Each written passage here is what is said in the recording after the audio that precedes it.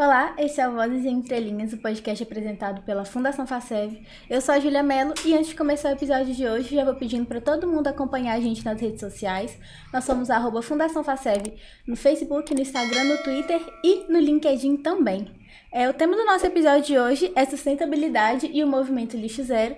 E para falar sobre essa temática, a gente tem o Ulisses Comini com a gente hoje. O Ulisses, ele é engenheiro ambiental, graduado pela Universidade Federal de Viçosa, especialista em gestão empresarial ambiental pela UFV também, mestre em engenharia agrícola pela UFV e atua como engenheiro ambiental da Universidade Federal de Viçosa desde 2010, com ênfase nas áreas de gestão de resíduos sólidos, licenciamento ambiental, gestão de recursos hídricos, entre outras atividades referentes à gestão ambiental da instituição. Atualmente, ele ocupa o cargo de diretor de meio ambiente da UFV e já participou como membro do Conselho Municipal de Defesa e Conservação do Meio Ambiente de Viçosa, do Comitê de Bacia Hidrográfica do Rio Piranga e como embaixador do Instituto Lixo Zero.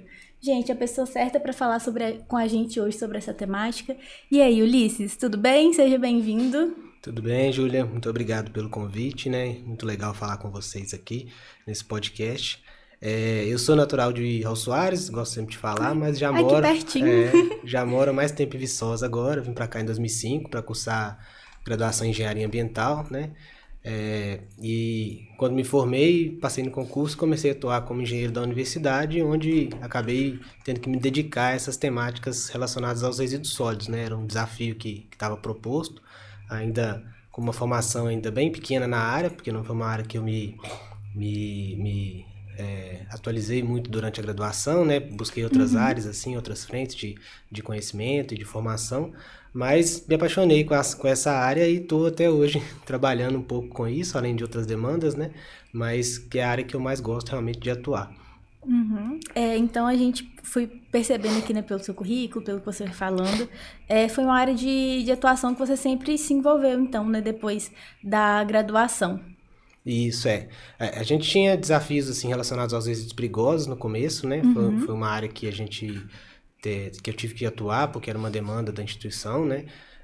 Mas também aos poucos fomos integrando outras atividades relacionadas aos resíduos e aí comecei a trabalhar com a questão do lixo zero depois de já um tempo, porque em algum momento eu necessitava de um caminho diferente para tentar achar soluções que os livros não estavam dando, né? E aí a gente vai falar um pouco mais adiante sobre o movimento Lixo Zero, mas ele surgiu nesse contexto de busca, encontrei algumas pessoas, fui em alguns eventos e alguns encontros e comecei a trabalhar junto com o movimento, com as pessoas que se dedicam a esse trabalho de gestão de resíduos com esse formato, né, de lixo zero, com essa metodologia lixo zero, e estou até hoje, né, embora com algumas outras atribuições, mas atuando nessa frente dentro da universidade e também fora dela. Muito bom. Então, eu achei interessantíssimo você falar, né, que foi procurar soluções que você não estava encontrando nos livros, então você localizou aí o movimento Lixo Zero, que, como ele disse, a gente vai falar um pouquinho mais à frente. Então, puxando já para a nossa temática, o que o pessoal costuma se perguntar muito quando a gente fala de sustentabilidade sustentabilidade é só resíduo? Sustentabilidade é só meio ambiente? O que exatamente seria, né, esse termo sustentabilidade? Resíduos é uma área importante quando a gente trata de sustentabilidade, né? Porque eu costumo pensar que é um indicador de como a gente vive, porque a geração de resíduos nos patamares que nós temos hoje mostra um estilo de vida insustentável. Então a gente, na verdade, vive um modo de vida, né? Um modo de consumo excessivo, que gera uma quantidade grande de resíduos e que a gente não sabe o que fazer, muitas vezes. Ou a gente não consegue, eventualmente, executar ações efetivas, né? Basta a gente prestar atenção na quantidade de garrafas de refrigerante, por exemplo, que a gente não consegue mandar para reciclagem, né? E que estão relacionados a um consumo excessivo de alguns bens, de alguns itens, né? Que sobrecarregam a nossa capacidade de dar a solução e sobrecarregam dessa forma a natureza. Mas sustentabilidade vai além, né? Quando a gente fala de sustentabilidade, a gente está falando de um conceito que tem um tripé, na verdade, né, em 3 frentes: social, ambiental e econômica. O conceito a ideia de sustentabilidade vem do conceito de desenvolvimento sustentável, que, em resumo, é a capacidade de garantir nossas necessidades hoje, né, atuais, que a gente tem, né, da nossa geração, sem comprometer a capacidade da geração futura atender às necessidades dela, né? Então, nossos filhos, nossos netos, né? E hoje em dia, na verdade, até nossa própria geração, né, no futuro, tende a ter dificuldade de de atender essas necessidades, porque a gente está vivendo um modelo muito exploratório, né, e que tem degradado significativamente os sistemas naturais, né? É interessante quando você fala isso, que a gente é desse tripé, porque a gente percebe como está realmente interligado. A gente não consegue ter sustentabilidade se a gente não pensar no econômico, a gente não consegue se a gente não pensar na frente social. E o terceiro pontinho eu me esqueci, é social, econômico E o ambiental, né? Que é a base de tudo, mas que ele sozinho ele não se sustenta se não tiver os outros dois. E aí eu até coloquei como um pontinho pra gente conversar também. A gente tem, né, o selo de sustentabilidade da universidade, e eu acho interessantíssimo que um dos eixos que esse selo trabalha, não aprofundando dentro dele, é, por exemplo, o eixo de qualidade de vida, porque quando a gente fala sustentabilidade, eu costumo puxar muito a sustentabilidade para um estilo de vida mais sustentável. Isso também pega a qualidade de vida dentro dessa dinâmica toda. Então, a gente percebe que vai muito além daquilo do resíduo que a gente gera. É realmente, quando você para pensar no estilo de vida que você pode tornar a existência mais sustentável para as próximas gerações. Eu sou do time dos otimistas, mas eu penso que a nossa geração ainda não vai usufruir muito das mudanças, né? Eu acho que as próximas tendem a usufruir muito mais das mudanças que a gente começa hoje, pensando também que essas mudanças os resultados são de longo prazo, e talvez por isso a dificuldade das pessoas conseguirem implementar, justamente por não conseguir ver o resultado agora, e as pessoas têm um pouquinho de dificuldade de mudar, pensando no longo prazo. A gente assim, tem essa visão de longo prazo, né? E ela tem uma visão de longo prazo que, quando a gente inventou o conceito de desenvolvimento sustentável, né? Quando foi criado o conceito, em 1972, na Conferência de Estocolmo, salvo engano, a gente já estava falando do que aconteceria hoje, né? Então, assim, a gente já trabalha com essa ideia de longo prazo, mas nós chegamos no ponto limite, né?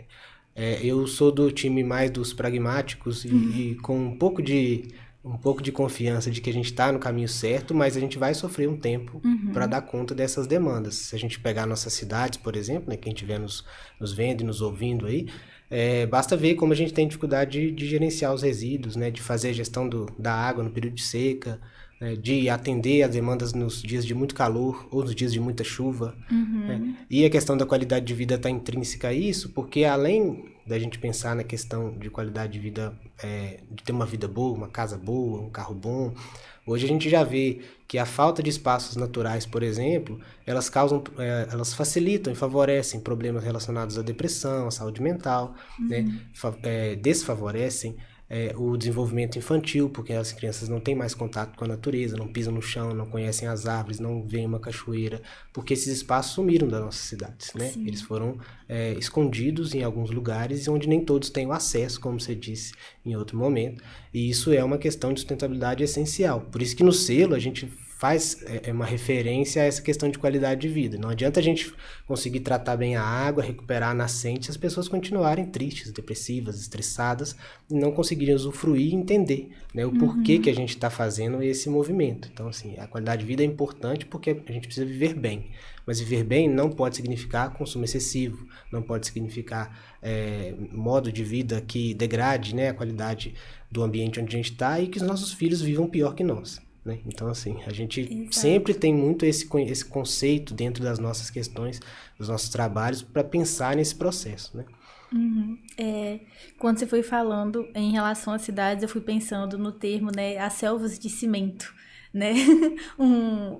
Em relação a essa natureza escondida, né? As novas árvores são os prédios.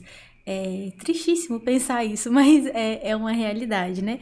Então, puxando um pouquinho de dado pro nosso ouvinte, falando sobre Brasil. O Brasil, ele dá sinais de sua capacidade, mais dos termos otimistas, né? Vamos falar agora um pouquinho sobre os dados, indicadores e sobre o Brasil, né? Como que o Brasil ele tem a capacidade de liderar a discussão mundial sobre bioeconomia nos próximos anos, porque ele ficou acima da média global em relação às ações em sustentabilidade.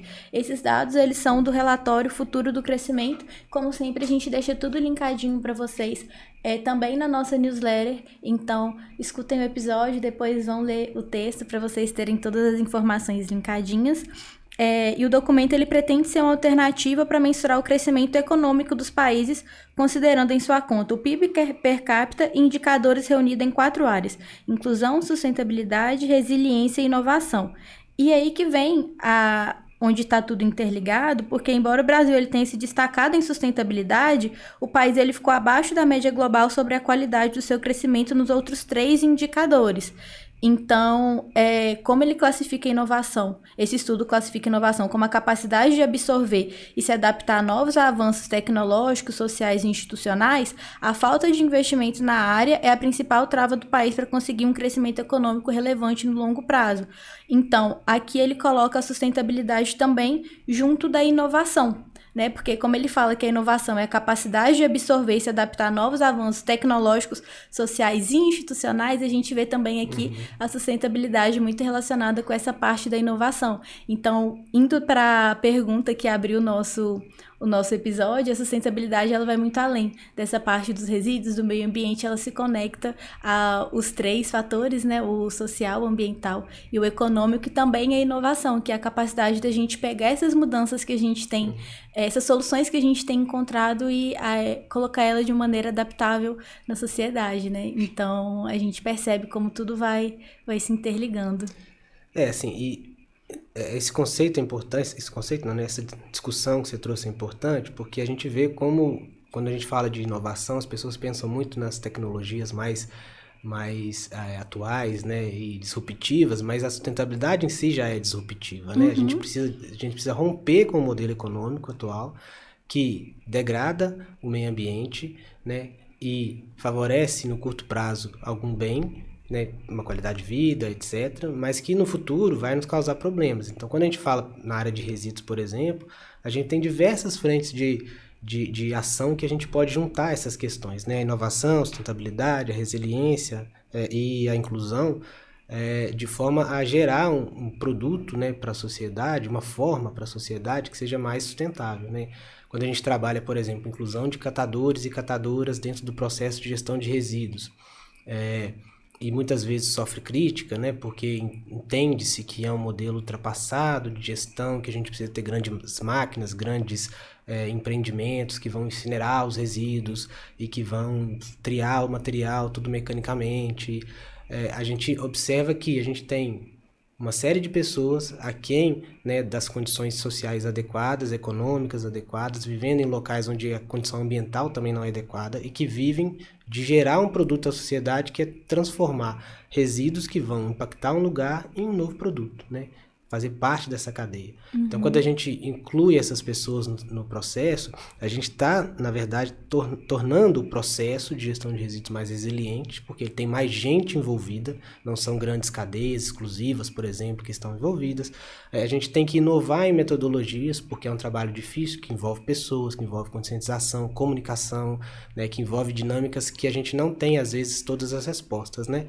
E a inovação vem nesse sentido, né, de inclusão, para a gente gerar eventualmente ganho econômico, resultado ambiental e resultado social. Então, assim, na área de resíduos, a gente vê muito isso. Logicamente, a gente precisa da tecnologia, né, de ponta para fazer algumas questões. Mas, às vezes, a gente pensa como inovação apenas nesse momento, mas a gente pode inovar os conceitos que a gente adota na gestão dos resíduos, por exemplo, na gestão ambiental, na sustentabilidade, em outros aspectos, pensando em dar um passo atrás, né? Se já tem gente que faz, eu posso aprender esse conhecimento, eu posso inserir essas pessoas dentro de um outro contexto, inserir os órgãos públicos, as empresas e avançar junto, todo mundo incluindo, inovando e dando sustentabilidade financeira, ambiental e social para aquelas questões. O que pega muito às vezes no Brasil, né, isso é uma coisa que desde a academia a gente escuta nossos professores falando, é que essas políticas de meio ambiente, né, e de inovação, enfim, de gestão de dados, né, importantes para a parte ambiental, por exemplo, elas são muito descontinuadas entre períodos, né, econômicos. Então você tem um período econômico bom e aí você, quando começa a ter uma crise, você perde todos os dados de hidrografia, por exemplo. Né? E aí você não consegue mais saber como funciona aquele rio porque você perdeu 10, 15 anos de dados. Aí você perde todos os dados de gestão de resíduos. Aí você para uma política de inovação que é de médio e longo prazo.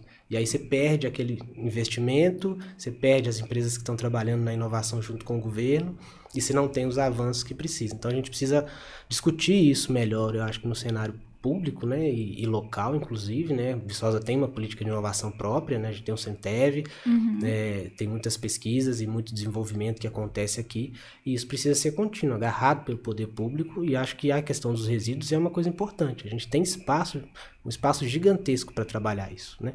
A gente está falando de inovação não só na gestão, assim, para onde eu vou mandar isso quando eu gerar isso, né? Onde vai a caixa do meu telefone, o copo quando quebrar, mas o que eu vou fazer com esse material depois do consumo, pensando lá na ponta? Então, será que eu posso produzir ele sem plástico? Será que eu posso produzir ele compostável? Será que eu posso reduzir a quantidade de material que eu gasto, o impacto do transporte? Né? A cadeia, né, do resíduo, ela vem lá desde a produção, né?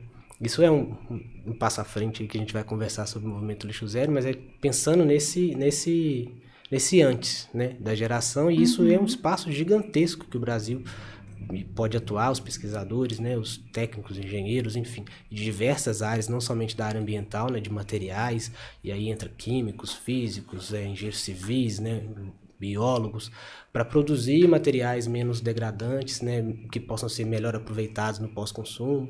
Eu acho que a gente tem esse espaço na política de inovação e ela precisa ser contínua para conseguir dar resultado ao país, né? Sim, o que você falou é exatamente isso, né, gente? Às vezes não reflete sobre o caminho do nosso lixo. Então, esse resíduo, por exemplo, às vezes você faz a coleta seletiva na sua casa, mas às vezes se você mora em um prédio, o prédio não faz a coleta seletiva, você faz, mas que fim vai dar a coleta que você fez? Será que a gente tem esse conhecimento? Por exemplo, os dias que passam, o caminhão para você, ou às vezes você não faz em casa, mas às vezes o seu prédio faz, não é de conhecimento comum, que o condomínio que você mora realiza essa coleta. Então, você acaba juntando todos e tem um espaço no seu prédio que você não sabe dedicado a isso. Então, às vezes, pensar o caminho às vezes não, né? Sempre pensar o caminho do nosso resíduo é muito interessante. Na FACEB, por exemplo, a gente tem as lixeiras, né, para separar os resíduos, só que antes, nas salas, a gente tinha o lixo comum, a lixeirinha de mesa. Então, a gente não fazia... Tinha separação comum, mas, por exemplo, o resíduo de papel, a gente usa muitas vezes rascunhos, iam para essa lixeira comum. E aí, qual o ponto da gente ter a lixeira para coleta seletiva se no nosso lixo comum, na sala, a gente não faz essa separação? Então, a gente está fazendo essa análise, fez, na realidade, essa análise e separou pelo menos uma lixeira por sala para ser dedicada exclusiva para papel. Para pelo menos a lixeira de papel ter o destino correto, né? Ser 100% papel reciclável. Porque a gente tem dentro da universidade o caminhão que passa para fazer essa coleta também. Então, nas áreas da nossa vida também, né? No ambiente profissional que você tá, se isso não é implementado no seu trabalho, ou na sua casa também, às vezes a galera também mora em república, então discutam a respeito do caminho do resíduo de vocês, leve essa discussão para frente e veja o que você pode fazer dentro da sua realidade. Que pequenos passos que a gente pode mudar, porque a cadeia é muito grande, mas a gente começa, né, tem que começar em algum lugar e às vezes vai ser dentro da nossa casa, dentro do nosso local de trabalho. É muito importante a gente entender isso, né? Não é porque a dificuldade é uma cadeia, né? Que, como você disse, que é uma cadeia que precisa ser modificada, e ela está sendo modificada. O Brasil tem plano de transformação ecológica, tem plano de bioeconomia, tem plano de economia circular, que estão todos integrados para tentar mudar essa cadeia de produção. Mas o comportamento individual nosso é importante para gerar a necessidade do poder público atender essa demanda também. Então, se a gente entende em Viçosa, né, ou em outra cidade, que o resíduo não é uma preocupação de ninguém, o trabalho vai ser feito da forma mínima possível. E o impacto vai ser pago por nós no futuro. Porque esse resíduo vai para algum lugar e ele vai ficar décadas e décadas, se não um século, né, armazenado, e nós vamos ter que pagar o acompanhamento daquele espaço para sempre. Quando o resíduo vai para um aterro, não encerra o problema dele, começa o problema dele. Então, os aterros hoje duram 70, 80, 90 anos, eles têm que ter monitoramento, eles têm que ter responsabilidade técnica associada, eles têm que ter manutenção. E o poder público é quem paga isso. A gente paga isso através das taxas de resíduos, das tarifas, enfim, do IPTU. Cada cidade paga de um jeito, mas sai do dinheiro que a sociedade coloca para a execução de uma atividade.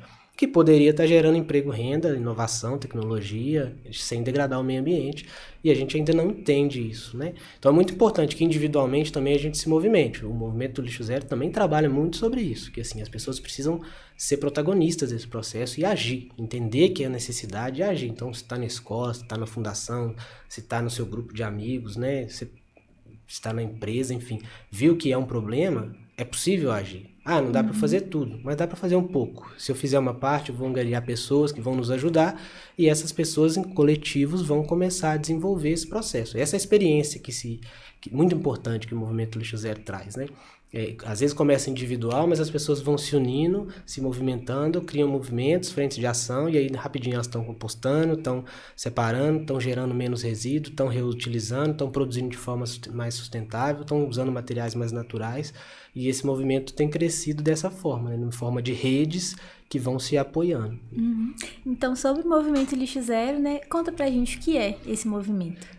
Então, o movimento Lixo Zero é baseado na ideia. A ideia central, né, de Lixo Zero, ela vem do inglês Zero Waste, que vem lá da década de 70, 80, que é um conceito de indústria, né? Assim, a indústria na década de 80, de 70, ela gerenciava seus aspectos ambientais de uma forma linear. Então, assim, ela produzia um copo de vidro e lá no final ela juntava todo o impacto, o resíduo todo, o consumo de água todo, o efluente todo, e aí ela se debruçava para resolver aquele problema ao final, é o que a gente chamava de fim de tubo, né? No final do tubo eu resolvo, no final da produção se resolvia. Os movimentos, né, de meio ambiente e também o próprio entendimento das empresas de que elas poderiam ser mais eficientes, inclusive gastando menos recursos, né, dinheiro, né, na produção dos seus bens e tendo lucros maiores, reduzindo preços, etc., gerou uma necessidade de se ver esse processo linear. E aí esse processo começou a ser repensado em etapas ou de forma circular, minimamente, mas pensando em cada pedaço, né, cada trecho da produção, onde eu conseguia reduzir o resíduo, reduzir o consumo de água, reduzir o meu consumo de energia, por exemplo, que eram temas mais relevantes nesse início, né, para não chegar no final do tubo e eu ter um problemão. Então surge mais ou menos nesse contexto de dar eficiência na gestão, mas hoje ele é um conceito completamente diferente, né? Do inglês ele é de desperdício zero, mas a gente adaptou para lixo zero, né? No português, com o entendimento de que assim, a gente quer que todo material que seja pós-consumo, tudo que a gente chama de lixo hoje é porque a gente consumiu alguma coisa, sobrou uma parte ou todo após o consumo, né? Uma embalagem, um celular quando estraga, né? Um automóvel quando não tem mais conserto, bateu. Então, assim, esse pós-consumo é o lixo. A gente entende que lixo é quando você não faz nada. Você não separa, você não vai mandar para reciclagem, para o reuso. Então, a gente trata a ideia de ser lixo zero nesse sentido. Então, nós vamos trabalhar o máximo possível para que todos os resíduos tenham seu destino e, se possível, nem existam, né? Então, assim, a gente não gere, mas uma vez que a gente gerar, eles não vão para um aterro, por exemplo, sanitário, fora do Brasil, né, na Europa, né, principalmente nos Estados Unidos, você teve uma tendência muito grande de grandes incineradores, né, que queimam lixo e transformam em energia muitas vezes. Então a gente não quer esse processo, né? A gente quer um processo que permita que a gente gere o menos possível, se gerado a gente saiba para onde vai isso depois e que isso volte para a cadeia produtiva com o objetivo de que eu não use um recurso natural, às vezes não renovável ou poluente, como o petróleo, por exemplo, né? Que produz a maior parte das coisas que a gente tem. Hoje tem plástico, né? Mas que a gente possa não precisar extrair, não precisar acabar com os recursos naturais, pensando na sustentabilidade da próxima geração. Então ele surge nesse contexto, né? No Brasil ele tem esse contexto, né? Fora do Brasil ele iniciou-se o movimento, né? Que foi inclusive antes, na verdade, passei um tempo, né? Mas voltar. O pessoal começou a se mobilizar muito sobre essa temática para protestar contra o uso em escalas grandes de incineradores, porque a geração de resíduo estava sendo controlada pelo uso de incineradores, que são atividades industriais de engenharia, né, controladas, mas que têm impacto ambiental muito grande, né, que reduzem muito a massa de resíduo, mas emitem muita poluição atmosférica de todos os tipos, porque é uma massa de resíduo que está sendo queimada, plásticos, né, orgânicos, etc., e que tem difícil monitoramento, gera um impacto significativo na vizinhança. Então, o movimento começa fora do Brasil nesse sentido. E chega no Brasil em 2010, na 7ª conferência anual que era realizada lá em Santa Catarina, onde hoje é a sede do Instituto Lixo Zero, que é quem coordena nacionalmente essa pauta, digamos assim, né, do movimento, embora o movimento seja um movimento muito livre, né, formado em rede, né, e que dá liberdade de atuação dos agentes dentro dos seus locais de trabalho ou do seu contexto social, né, da sua cidade, do seu estado, enfim. Mas ele é sediado lá em Santa Catarina e coordena uma agenda nacional anual, né, de atividades, né, prêmios, eventos, mobilizações, treinamentos para quem faz parte desse processo. Então, a gente pegou toda a história, né, já o que é a campanha, como ela surgiu, e aí fica, né, o questionamento, né, como que a gente consegue implementar toda essa ideologia, esse movimento mesmo, como a gente consegue implementar ele nas instituições ou no cotidiano do indivíduo. Assim, vou até dar um passo atrás, né, porque o movimento Lixo Zero é baseado no conceito de lixo zero, que para nós é uma meta, né, na verdade, e isso é importante falar para o público, porque a gente trata a meta Lixo Zero como uma meta ética, como uma meta econômica, eficiente e visionária, né? Porque a ideia é que ela nos guie para um processo onde a gente consegue trabalhar de uma forma mais sinérgica com a natureza, produzindo de uma forma em que a natureza tenha a capacidade de nos atender, né? E que quando eu gere o resíduo, ele não seja um problema para a natureza, né? Então, a gente simulando esses processos naturais. Então, por isso que ele vem desde a produção de um material, a ideia do conceito, ela pode vir desde a produção, com design, né, de produtos, né, até a hora de destinação desses produtos, onde eu penso para onde eu vou mandar. Então, se a gente pensar hoje que o Brasil tem, há décadas, menos de 1% de compostagem dos seus resíduos orgânicos, que representam mais ou menos 50% do que a gente gera no país, né? A gente entende claramente que a gente não trabalha com esse conceito de lixo zero, com nenhum conceito eficiente, nem economicamente eficiente, né? Nem eficiente em termos de gestão operacional, nem visionário, porque a gente também não cria metas para resolver esse problema, e muito menos ético, porque a gente está criando um problemão para alguém resolver depois. A gente colocando isso tudo dentro de um lugar, tampando de terra, num aterro ou no lixão, muitas vezes, né? Esse é um problema que a gente tem avançado no país, mas ainda é uma realidade. E deixando para a geração futura resolver aquele impacto. Sim. Então, assim, o conceito é um conceito de meta, ou seja, a gente tem algum lugar para chegar, né? Como que a gente trabalha isso nos lugares, por exemplo? Quando a gente está trabalhando com o município, com o estado, com o país, a gente quer chegar em pelo menos 80% de resíduos gerados que não sejam destinados para aterros, ou lixões, ou incineradores. Quando a gente está falando de uma empresa, de uma fundação, a gente está trabalhando com 90% de meta. Então, assim, a gente quer que 90% do que é gerado de resíduos não vá para aterros, incineradores ou lixões, né? E como que a gente faz isso? Trabalhando não só a destinação, mas também deixando de gerar resíduo, copo plástico, copo papel, copo plástico, papel, copos de papel também, que são compostáveis, mas vão gerar resíduo, mudando um pouco essa nossa rotina para que a gente consiga, às vezes, carregar o seu copo, né? Fazer a coisa digital e não precisar imprimir aquela montoeira de papel para trazer, corrigir, fazer o mínimo possível, mas dentro dos processos industriais, por exemplo, né? Garantir que eles sejam eficientes, que haja custo pela geração do resíduo, por exemplo, para a destinação do resíduo, né? Para que a gente consiga se mobilizar nesse processo. Então, assim, as pessoas, assim, as instituições e as pessoas podem implementar de forma simples, começando. O que são os básicos que as pessoas podem fazer em casa, por exemplo? Então, assim, se eu em casa não separo meu reciclável, eu posso separar. Ah, não passa na minha porta. Será que tem um catador que passa aqui perto? Será que tem uma associação de catadores onde eu posso levar? Viçosa nem é tão grande assim. Então, dentro de Viçosa, por exemplo, a pessoa pode levar na associação. Ou ela pode encontrar um catador que recebe, ou ela pode levar num ponto de coleta. Várias cidades têm pontos de entrega voluntário. Como eu posso fazer? Ao invés de eu levar 300 sacolas para casa, eu vou levar 10. E vou me organizar para levar numa caixa. São pequenas coisas, não vão resolver o problema individualmente, né? Mas se a gente fizer com muita gente fazendo, né? Se todo mundo fizer um pouquinho, a gente vai avançando individualmente.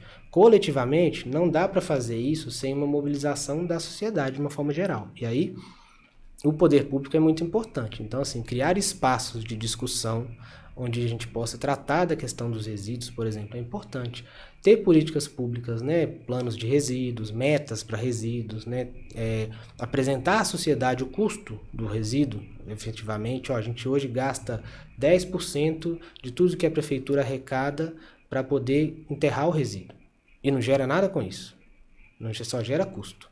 A gente pode eventualmente ter uma política que gere benefícios, né? Então você vai receber se você levar o resíduo lá e aí a prefeitura vai destinar isso para uma associação, ou a associação vai revender, vai ter renda, a renda da associação reverte na economia local, né? Moedas verdes que são criadas em vários lugares, né? Pontos de entrega com retorno de valor, e aí você vai acumulando na carteira e depois você troca no mercado. Há infinidade de formas de fazer, mas é preciso ter um debate sério para que a gente entenda que isso é uma urgência, né? Porque uma hora a conta fecha. Alguns municípios, a conta não vai fechar, na verdade. Alguns municípios brasileiros hoje gastam em torno de 30% da sua arrecadação com gestão de resíduos. Esse dinheiro podia estar indo para hospitais, para escolas, para benefício de comunidades em vulnerabilidade. 30% é muita coisa. Mas a gente está deixando de destinar isso como uma forma ineficiente de 4 décadas atrás de gestão, que é, deixa tudo na porta, a gente pega tudo junto e manda para um lugar e enterra. E aí eu vou pagar um monte de gente para cuidar daquele lugar que está enterrado também. E eu não vou gerar nenhum benefício com isso. Nenhum benefício para o poder público, para a sociedade de uma forma geral. Só um passivo, né? Então, assim, a gente precisa avançar nessa pauta. As pessoas podem fazer isso em casa, podem fazer isso nas escolas onde elas trabalham, nas empresas onde elas trabalham. Movimento simples, né? Começa sempre por caneca também, canudo, e a partir daí vai se tentando reduzir a geração daquilo que se tem dentro das atividades diárias que a gente executa todos os dias, né?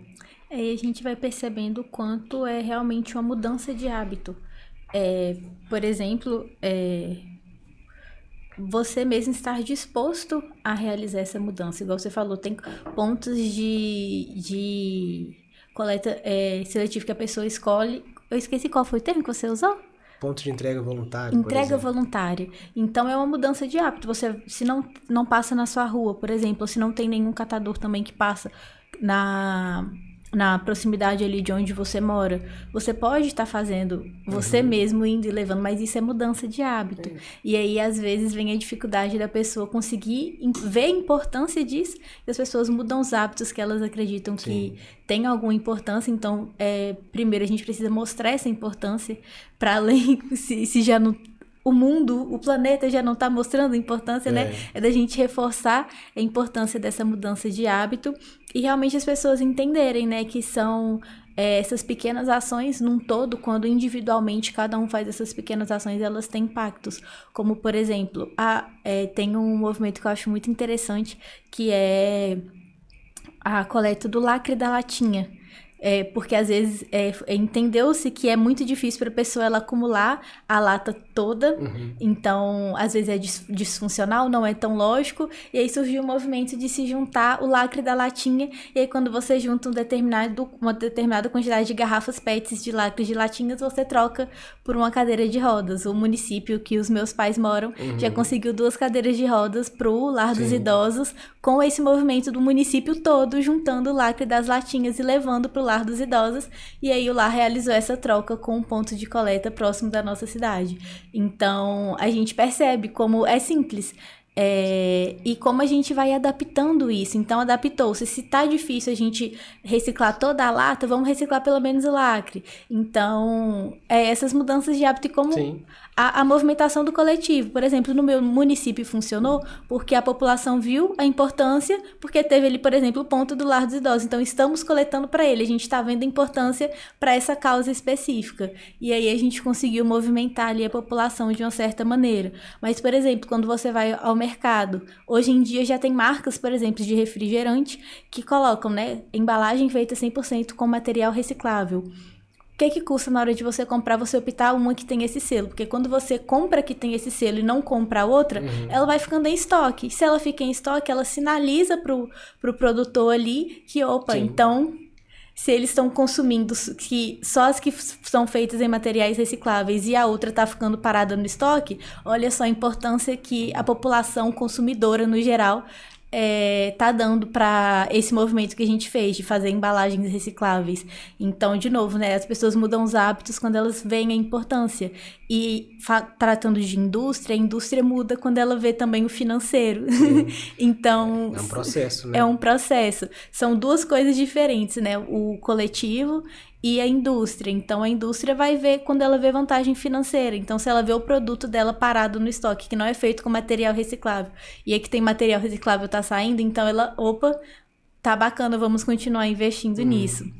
Não quer dizer, né, que o poder público não possa atuar também de uma forma a incentivar isso, né? As pessoas têm papel importante nessa mobilização, porque a sustentabilidade não estaria hoje em pauta se não fossem os movimentos das pessoas, né? Mais recente a Sexta pelo Futuro, né, que é com a greve da sexta-feira dos estudantes, dos jovens, né, que fizeram em muitos lugares do Brasil, do mundo. Mas isso vem de muitas décadas atrás com várias pessoas que lutaram e coletivamente conseguiram avanços, né? Então acho que assim, as prefeituras, os estados e a federação, a União, eles têm que tomar essa pauta para si, tomar coragem e assumir esse compromisso de fazer também que a indústria mude. Eu acho que a gente tem um caminho bom, a gente tem alguns planos, como eu disse antes, né? Transformação ecológica, o plano da economia circular, que são planos que estão iniciando, mas que prometem dar essas soluções à indústria para ela se modernizar. Os Estados Unidos está fazendo isso também, né? Talvez hoje é quem esteja fazendo isso numa forma mais intensa, com os planos de controle de inflação, que na verdade tem um fundo verde muito grande, né? De energia, de economia circular. A China também tem feito muito isso. Os países estão se movimentando e a gente tem que entrar nisso. É a nossa janela de oportunidades para a gente se tornar um país desenvolvido, eu acho, né? Essa mudança para uma ideia de sustentabilidade, um país que vai fomentar a sua bioeconomia, né, como você falou no começo aqui, e essa bioeconomia vai gerar uma possibilidade da gente dar esse salto de desenvolvimento que a gente não vai conseguir pelos métodos antigos, né, com a siderurgia, com a produção de carro da década de 80, 90, nós vamos conseguir dessa forma. Vou retomar, então, o pontinho que você trouxe, que é como esse relatório, né, que é o Futuro do Crescimento, que ele foi divulgado pelo Fórum Econômico Mundial em parceria com a Fundação Dom Cabral, como que ele juntou, ele mensurou o crescimento econômico do país e ele considerou PIB per capita, indicadores de inclusão, sustentabilidade, resiliência e inovação. Então, a gente vê como que o crescimento econômico ele está atrelado à sustentabilidade. Sim. Porque para a gente crescer economicamente, a gente também tem que pensar em crescer de uma maneira sustentável. Sim. Né? Então, passando para o nosso próximo tópico, que também é algo que está presente em todos os nossos episódios, que é a democratização do acesso. Então, já que a gente está falando para o nosso ouvinte sobre sustentabilidade, sobre o movimento lixo zero, sobre essas mudanças de hábito, então a gente tem que se perguntar também, esse conhecimento ele é democratizado, as pessoas têm acesso onde elas encontram, de uma maneira geral, esse conhecimento acerca da sustentabilidade, acerca dessas ações que a gente pode fazer em cima das mudanças de hábitos mais sustentáveis? Em relação ao lixo zero, acho que assim, o start para todo mundo são as redes sociais. O movimento hoje tem muita gente que influencia bem a pauta, né, de lixo zero, então uma busca rápida no Instagram, LinkedIn, Facebook vai ajudar muito a pessoa a entender e achar um viés de onde ela possa atuar, né? Uma área, uma parte onde ela possa atuar, seja na construção civil, na indústria, em casa, nas escolas. A gente trabalha com essas temáticas, assim, né? Lixo zero para escolas, lixo zero para empresas, lixo zero para poder público, porque são características específicas. Então, acho que uma busca lá vai ser muito interessante para quem quiser começar a entender como funcionam essas dinâmicas, quem são os atores, né? Onde eles estão inseridos, cidades grandes, pequenas, litoral, tem muita gente trabalhando essa interação do resíduo com os oceanos, né? Que tem um impacto gigante hoje na qualidade, né? Dos oceanos, na qualidade das águas, das vidas dos oceanos. A gente já hoje tem, por exemplo, plástico dentro dos peixes e a gente já está comendo os peixes que tem os plásticos. Então, assim, A gente, acho que o start é isso, né? Tem também o Instagram do próprio Instituto Lixo Zero, né? Que dá espaço para muita gente, tem ali os links com os podcasts da Juventude Lixo Zero, tem os podcasts de outras frentes do movimento, né? Que estão espalhadas pelo Brasil. Então, acho que esse é o primeiro caminho. Nas escolas, a gente já vê alguma coisa sendo feita, né? As crianças hoje já têm uma formação que a gente tinha muito, né, na década de 80 e 90, relacionada às árvores, à água. Hoje o resíduo já está incluso também nisso, então as crianças já estão aprendendo, isso é muito importante, um lugar importante para trabalhar nas escolas. Então, às vezes, também os próprios filhos da gente podem ser fonte de democratização de conhecimento. Então, se a gente perguntar como eles fazem, pode ser que a gente tenha uma resposta melhor do que do jeito que a gente faz, né? Muitas vezes eles vão cobrar da gente que a gente faça de um jeito melhor, né? Então, acho que isso são fontes importantes para começar mesmo, assim. Depois tem livros, né? Tem trabalhos acadêmicos, eventos que são realizados relacionados a isso no Brasil, fora. E visitar as cidades, quem for da área técnica, né? Visitar as pessoas que estão fazendo, conhecer as cidades que implementaram algumas políticas, algumas boas práticas, eu acho que é interessante. E é por isso que eu sou do Clube dos Otimistas nas próximas gerações. Realmente, essa movimentação é muito importante a gente saber também, né, que já está sendo implementado desde da educação de base. Então, aí, pontinho para o Clube dos Otimistas. Não é ainda inclusivo, né? Então, assim, não são todas as escolas, as cidades que tem isso de uma forma já bem assim, integrada, né? Estruturada dentro da carga horária, das dinâmicas da escola, mas a gente vê que as escolas que fazem ganham muito, muito em várias áreas, né? A gente tem bons exemplos dentro do movimento Lixo Zero de trabalhos de compostagem nas escolas, e que aí você cria uma dinâmica muito interessante de ensinar para o estudante como aquele resíduo, aquele resto de comida, por exemplo, do lanche, alguma coisa orgânica ali do jardim, né, mato, etc., que foi limpo, ele vai virar um adubo para você plantar uma horta, onde você pode ensinar ali dentro daquele contexto da horta várias coisas. Você pode ensinar ele a contar as mudas, você pode ensinar a proporção, tempo, momentos de irrigação. Então você está falando de irrigar ou de não irrigar, de chuva ou de não chuva, então as estações do ano, o crescimento da planta, e aí você pode diversificar isso na biologia, dentro de que tipo de planta que está crescendo, por que está crescendo com o adubo e não está crescendo com a terra sozinha. Então, assim, as escolas que têm feito esse movimento, elas têm um laboratório vivo para elas poderem trabalhar. E aí as crianças vão sair muito bem formadas com um conceito que vai ser para elas assim. Como hoje a gente entra no carro e põe o cinto sem nem prestar atenção, né? Isso. Uma coisa que já está dentro do nosso hábito, né? E aí a gente volta para a importância do poder público se envolver cada vez mais nessa pauta e democratizando mesmo o acesso nas escolas que pertencem a ele a gestão, né? Seja na instância municipal, estadual, federal.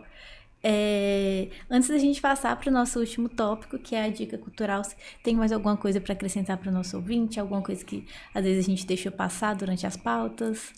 Não, acho que assim, deixar essa mensagem para eles, né, de que tem muita coisa para se falar sobre lixo zero. Eu não estou dando uma aula técnica aqui, né? A gente tem várias etapas, acho que eu não falei um pouco disso, mas dentro da gestão de resíduos são várias as etapas que vão desde a não geração, da ideia de não gerar, que é a prioritária, que a gente trabalha quando está falando sobre projetos de gestão de resíduos, né? Como o nosso público também é de pesquisa, né? Então, assim, de inovação, então essa área de não geração é uma área muito importante da pesquisa e da inovação se envolverem, porque é difícil não gerar resíduo hoje, né? Então, assim, a gente vai no mercado, você não consegue, às vezes, não gerar o resíduo. Você tem que movimentar muito a dinâmica da sua rotina para você conseguir gerar menos, né? Então, assim, é uma área importante e a gente vai até a destinação, né? Então, passa por cada etapa, né? De não geração, de redução, de reutilização, de reciclagem, de tratamento ou compostagem, e depois de destinação. O que a gente faz hoje, que a gente fala assim, minha rua tá suja, e passa um caminhão limpando, é só a destinação. E alguém pegou, levou e colocou no aterro. Às vezes, em alguns lugares, Viçosa tem uma taxa aí de 4% de coleta seletiva, alguns bairros têm coleta seletiva. A gente tem potencial para ter 24% de coleta seletiva, né? Mais ou menos no município. E a gente tem uma taxa de 4%. Então, às vezes o caminhão passa, leva para reciclagem, daquele tanto você ainda tira um pouco que não é reciclável, que está misturado ali, E aí você manda isso para uma cadeia de produção que vai produzir um plástico com plástico, um metal com outro metal, um vidro com outro vidro, e vai inserir isso de novo para voltar, às vezes, num copo, para voltar, às vezes, num fio, né? Então, assim, é um conceito assim, né, técnico muito grande, mas o mais importante é que a simplicidade da execução das tarefas nas rotinas diárias, seja na rotina profissional, dentro da empresa, dentro do serviço público, ou se a pessoa for autônomo também, ou em casa, elas fazem com que o movimento Lixo Zero seja uma coisa mais simples de ensinar as pessoas, de falar às pessoas. Então, vem cá, você não precisa fazer tudo. Guarda seu orgânico, composta no seu quintal. E aí produz uma hortinha para você fazer. Na escola, a mesma coisa. Então, acho que assim, acho que o que faltou falar foi só disso, né? A gente tem várias etapas e essas etapas, elas são importantes no conhecimento técnico, mas elas não impedem as pessoas de fazer. Então, assim, procura lá na rede social, vê como você pode fazer em casa, na escola, no gabinete, no Uber, enfim. E aí vai tocando, faz um passinho de cada vez, que eu acho que a gente vai conseguindo vencer um pouco esses desafios e gerar mobilização para que o poder público se movimente também, né? E as empresas também se movimentem, como você disse bem aí. Então a gente volta, né? Pequenas ações do individual que se tornam grandes ações do coletivo. Então, indo para o nosso próximo momento, a dica cultural de hoje, vou trazer um filme que já é um filme bem conhecido dessa pauta toda, que é o Wall-E. Eu gosto pensei, né, nessa ideia de dica cultural, porque ele é algo que pode ser apreciado por toda a família junto, por todas as idades. E o interessante é que eles não precisam falar, porque grande parte do filme é mudo, porque são robozinhos. E a gente consegue absorver a mensagem do filme mesmo sem ter a fala. Então o visual ali, ele conta muito. E aí, né, para quem ainda não conhece, ou para quem já conhece, relembrando um pouquinho, o resumo do filme é que após entulhar a Terra de lixo e poluir a atmosfera com gases tóxicos, a humanidade deixou o planeta e passou a viver em uma gigantesca nave. O plano era que o retiro durasse alguns poucos anos, com robôs sendo deixados para limpar o planeta. E aí tem o robozinho Wall-E, e aí vai desenvolvendo toda a história do filme, e a gente vê prédios de resíduos que são quadradinhos de lixo que vai se acumulando.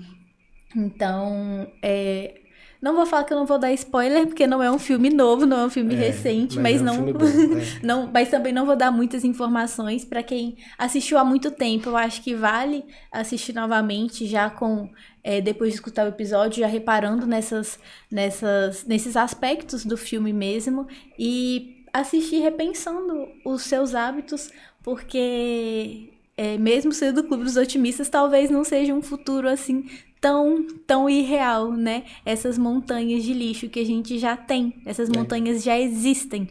Não é porque a gente não vê, porque os aterros eles não são tão visíveis assim na sociedade como um todo. Dependendo do local onde a gente vive, a gente não enxerga, mas isso não significa que eles não estão lá. Sim. Então é importante a gente ir com essa visão também. E você? O que você trouxe de dica para o pessoal, Ulisses? Eu trouxe 2 livros de dica, né? Um deles está aqui.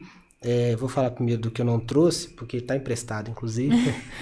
Tem um livro do Instituto Lixo Zero, que é o Cidades Lixo Zero, que ele é um livro, resumo, digamos assim, das boas práticas que a gente tem usado como referência ao longo desses últimos 14 anos aí, né, desde 2010, como referências para a implementação nas cidades. Ele foi criado a partir de um compilado de ideias que surgiram no primeiro Congresso Cidades Lixo Zero, em 2018, que foi em Brasília, que trouxe uma infinidade, acho que mais de 50 palestrantes de países diferentes lá para o Brasil, para falar para agentes públicos e privados, estudantes, catadores, sobre boas práticas, bons exemplos nos mais diversos países, né? Estados Unidos, Europa, Oceania, tinha gente de todos os continentes, né? África, Ásia, e aí isso gerou um compilado desse livro, com um livro falando sobre as cidades especificamente, que é uma dica importante para quem é gestor público, quem é da área técnica, poder dar uma olhada. Para quem não é muito otimista, eu vou dar a dica desse livro aqui, do Marcelo Gleiser, O Despertar do Universo Consciente. Ele é um físico e astrônomo, né, renomado, brasileiro, cientista brasileiro, e ele escreve esse livro, tem até um programa do Roda Viva recente com ele, foi onde eu conheci esse lançamento do livro, em que ele está tratando aqui uma coisa que a gente perdeu muito sobre o planeta, que a gente passou a ver o o planeta como mais um planeta no universo gigantesco, onde a gente não tem importância nenhuma. Mas nós continuamos hoje ainda sendo o único planeta com vida que a gente tem consciência, né? E que a gente teve uma série de características tão próprias, né? Que permitiram o surgimento da vida e desenvolvimento da nossa espécie, né? Do Homo sapiens, né? Que a gente tem que... E ele trata a ideia da gente tratar isso como uma coisa mais importante, né? Com um significado maior. E da gente ver no planeta uma coisa mais sagrada mesmo, né? Que a natureza nos proporcionou, e não uma visão mais mecanicista. Mesmo física, ele que é físico e astrônomo, né? Mas assim, de que tudo é somente e exclusivamente colocado numa equação e acabou. Então, é um chamado, na verdade, para a gente ter uma visão um pouco mais assim... mais bonita sobre o planeta e nos despertar mesmo para a gente poder trabalhar fortemente para vencer essas dificuldades que a gente tem hoje das crises ambientais, né? Crise da poluição, crise do clima, crise da biodiversidade, que são as 3 crises que a gente tem hoje e que vão nos dificultar, né, as próximas décadas, aquecimento global, dificuldade de manter estoques de alimentos, produção de alimentos, poluição dos mares e das terras, né, que a gente tem já em grande escala, e a extinção em massa de biodiversidade que já é uma realidade, né? A gente tem perdido muitos pequenos animais, muitas plantas por conta de várias ações humanas. Então ele traz muito isso aqui. Eu acho que é um livro interessante para quem estiver desanimado poder dar uma olhada e se animar de novo para ter um motivo para continuar na luta.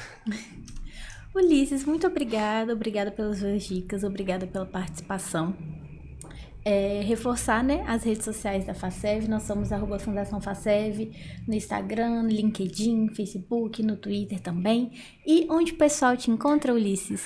Me encontra lá na universidade, geralmente, mas se alguém quiser um contato, assim, a rede social que eu uso mais para questão de trabalho é o LinkedIn, pode procurar meu nome lá, Ulisses Bifano Comini, e entrar em contato que a gente conversa.